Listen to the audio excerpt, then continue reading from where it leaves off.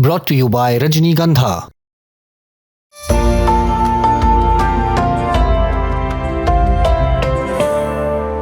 19 अप्रैल की सुबह चुनावी राज्य पश्चिम बंगाल से एक खबर आई। खबर ये है कि प्रदेश में टीएमसी का चुनावी मैनेजमेंट संभालने वाली संस्था आईपैक ने अचानक राज्य में अपने सभी कामकाज अस्थायी रूप से बंद करने का फैसला लिया है। सूत्रों के मुताबिक ये भी दावा किया गया कि संस्था ने ईमेल के जरिए पश्चिम बंगाल में काम कर रहे अपने कर्मचारियों को अगले 20 दिनों की छुट्टी पर भेज दिया है। इस मेल में लिखा गया कि 11 मई को हालात की समीक्षा करने के बाद आगे की रणनीति तय की जाएगी। संस्था की ओर से भेजे गए मैसेज में कानूनी वजहों का हवाला दिया गया है। हालांकि टीएमसी ने इस दावे को पूरी तरह से बेबुनियाद बताया है। पार्टी का कहना है कि ना तो कोई काम रुका है और ना ही कोई ब्रेक लिया गया है। आईपैक की टीम पूरी तरह सक्रिय है और 2026 के विधानसभा चुनावों की तैयारियों में जुटी है। टीएमसी के मुताबिक इस तरह की खबरें जानबूझकर फैलाई जा रही हैं ताकि जमीनी स्तर पर भ्रम पैदा किया जा सके और असली मुद्दों से ध्यान भटकाया जा सके। इसे लेकर पार्टी ने एक स्टेटमेंट भी जारी किया है। एआईटीसी का कहना है कि उन्हें एक मीडिया रिपोर्ट दिखी जिसमें कहा गया कि आईपैक ने अगले 20 दिनों के लिए पश्चिम बंगाल में अपना काम रोक दिया है। यह दावा पूरी तरह बेबुनियाद है और जानबूझकर भ्रम फैलाने की कोशिश लगती है। आईपैक की बंगाल टीम पूरी तरह एआईटीसी के साथ काम कर रही है और पूरे राज्य में चुनाव प्रचार पहले की तरह ही जारी है। ऐसी बातें सिर्फ जमीन पर माहौल भटकाने के लिए फैलाई जा रही हैं। इसी स्टेटमेंट में आगे कहा गया कि बंगाल की जनता इन कोशिशों को समझती है और लोकतांत्रिक तरीके से जवाब देगी। पश्चिम बंगाल न तो गलत जानकारी से प्रभावित होगा और ना ही किसी दबाव में आएगा। 23 और 29 तारीख को जनता जवाब देगी और 4 मई के नतीजे सब कुछ साफ कर देंगे। ये बयान डेक्कन हेराल्ड अखबार की उस खबर के बाद आया जिसमें दावा किया गया था कि आईपैक ने पश्चिम बंगाल में अपना काम रोकने का फैसला किया है और ये फैसला ईडी की कार्रवाई के बाद लिया गया, जो राज्य में कथित कोयला तस्करी से जुड़े मनी लॉन्ड्रिंग मामले की जांच कर रही है।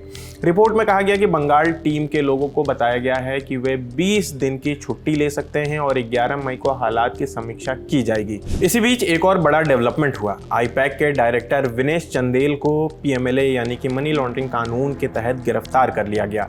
विनेश चंदेल आईपैक के फाउंडर भी हैं और डायरेक्टर भी और करीब 33% हिस्सेदारी रखते हैं। उन्हें 13 अप्रैल को गिरफ्तार किया गया जब ईडी ने दिल्ली पुलिस की एफआईआर के आधार पर जांच शुरू की। ईडी की यह जांच एक पुराने मामले से जुड़ी है। नवंबर 2020 में सीबीआई ने एक एफआईआर दर्ज की थी जिसमें आरोप था कि पश्चिम बंगाल में एक गिरोह अवैध तरीके से कोयला निकाल रहा था और चोरी कर रहा था। यह काम ईस्टर्न कोलफील्ड लिमिटेड के इलाके में किया जा रहा था। जांच के दौरान ईडी ने 8 जनवरी को कोलकाता के सॉल्ट लेक में आईपैक के दफ्तर, उसके प्रमुख प्रतीक जैन के घर पर और पोस्ता इलाके में एक कारोबारी के ठिकानों पर छापेमारी की थी। इस छापेमारी के बाद मामला और राजनीतिक हो गया। पश्चिम बंगाल की मुख्यमंत्री ममता बनर्जी खुद प्रतीक जैन के घर पहुंच गईं। जब वहां जांच चल रही थी वो करीब 20 से 25 मिनट तक अंदर रहीं। बाहर आकर उन्होंने आरोप लगाया कि ईडी अधिकारी चुनाव के पहले पार्टी के दस्तावेज ले जा रहे हैं।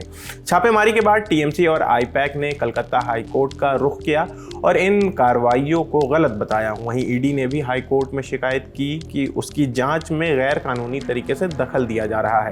अब सियासत यहीं गर्मा गई। अगले ही दिन यानी कि 14 अप्रैल को टीएमसी सांसद डेरेक ओब्रायन सामने आए, यानी कि जो विनेश की गिरफ्तारी थी उसके अगले दिन डेरेक ओब्रायन सामने आए और साफ मांग रख दी कि विनेश चंदेल को तुरंत और बिना शर्त रिहा किया जाए। साथ ही उन्होंने कहा कि चुनाव से पहले बंगाल से केंद्रीय एजेंसियों को हटा दिया जाए। उन्होंने ईडी पर भी बड़ा आरोप लगाया और बोले कि ईडी का इस्तेमाल पॉलिटिकल टूल की तरह हो रहा है और चुनाव के ठीक पहले ऐसी कार्रवाई इलेक्टोरल सबोटाज यानी कि चुनाव को प्रभावित करने की कोशिश है। आपको याद दिलाते चले कि आईपैक पहले भी तृणमूल कांग्रेस के चुनाव कैंपेन संभाल चुका है जिसमें 2021 का विधानसभा चुनाव भी शामिल है।